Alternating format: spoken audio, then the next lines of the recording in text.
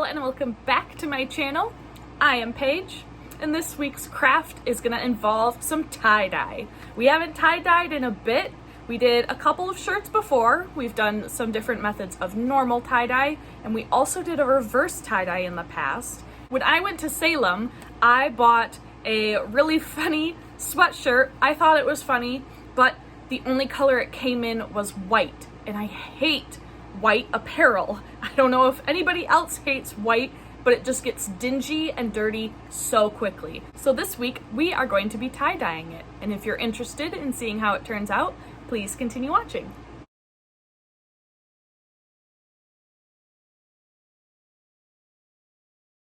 Okay, here is my sweatshirt.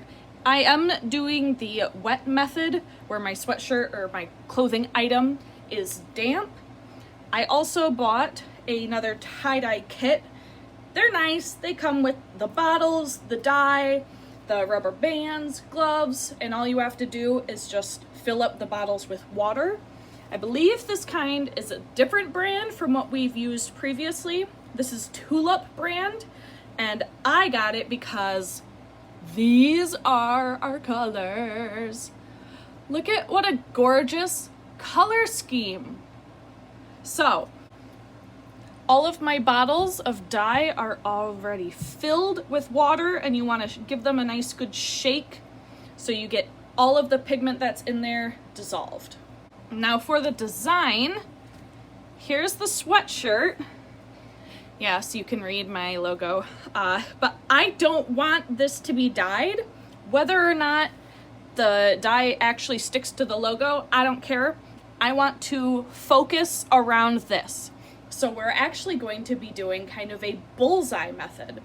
I'm gonna grab the center of just the top shirt right here, and I'm gonna lift up. And I'm just gonna gently shake it to kind of help the rest of the sweatshirt drop. Of course, you guys can't see very well. But this is going to be my starting point.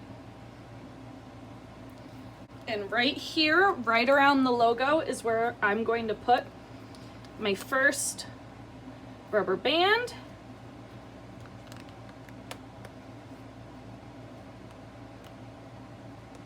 Voila. And now I'm just going to continue down the length of my sweatshirt, just bunching it up, and it's going to end up looking kind of like a bullseye.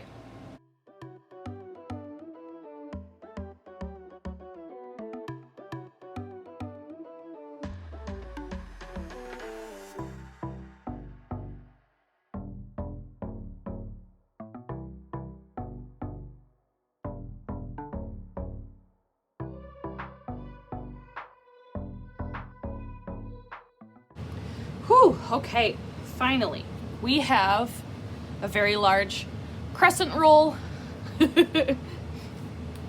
Once again, this part is not going to be tie-dyed, so I'm going to kind of push it out of frame. Here's the rest. Ooh, I'm so excited. These rubber bands held up way better than the other kit I used. Every time I would like stretch them out to get them a little more flexible, they would break. So none of these broke. A++ for me. And now I'm gonna put my gloves on. Woo. And we're gonna get started. I have no idea what pattern I wanna do. All I know is that I don't want a lot of white, so we're just gonna go for it. I think I'm gonna start, I'm just gonna go down the line, and then I think I'm gonna skip a section after this wine color because the wine and the green I don't think will blend very nicely. So I'm gonna do dark green, light green, peach, pink, red, skip. And then just go all down the line. I'm gonna give these a nice good shake once again before starting. And here we go.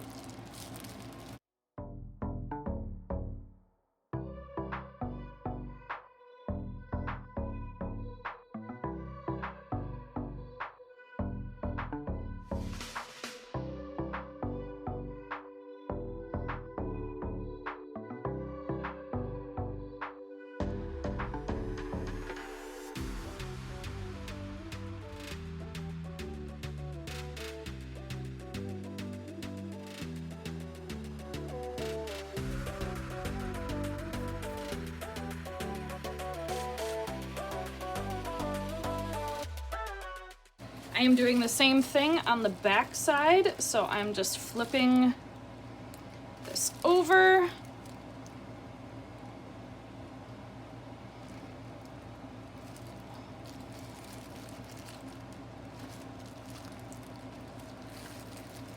We'll do the same colors.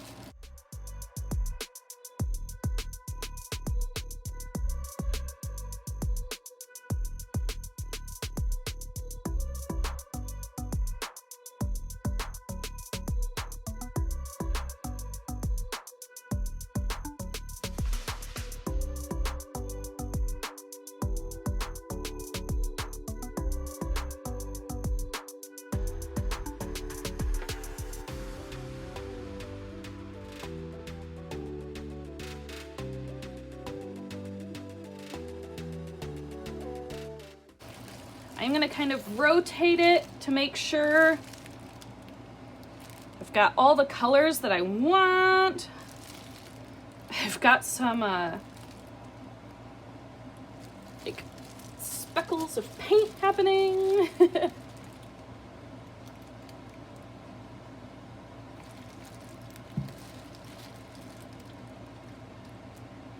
I've got plenty of dye left over, so I'm just gonna keep using it, make sure all of my sweatshirt is nice and soaked. And there's our shirt. I have some plastic bags that I'm gonna use to encase the whole thing, let the dye get nice and soaked in there. I'm actually just gonna leave it overnight. These instructions want you to let it sit for 6 to 8 hours, but you can just leave it overnight if you would like to. So that's what I'm gonna do. It has been more than 24 hours since we did our tie-dye. Now, how I like to rinse out tie-dye is I just take the entire thing up to my sink.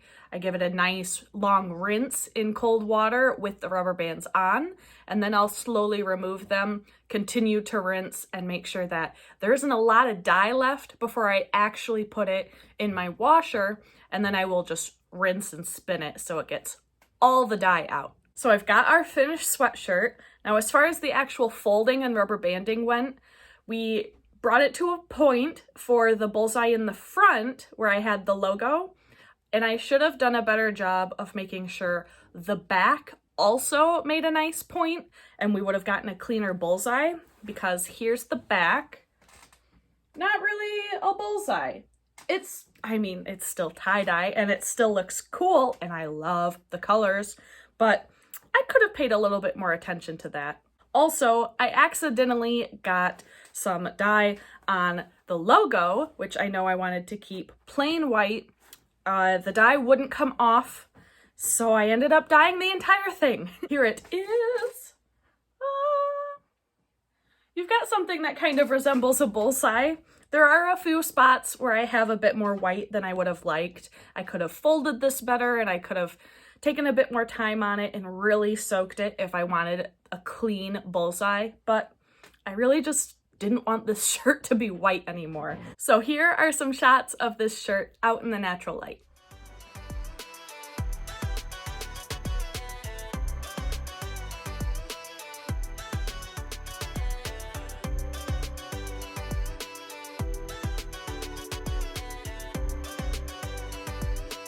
Thank you guys so much for watching this week's video. I hope you all enjoyed the craft, and if you did, feel free to hit that like button and subscribe to the channel. I usually post videos on Fridays. I also have a list of all the materials I used in this week's video, as well as links for my social media in the description box below.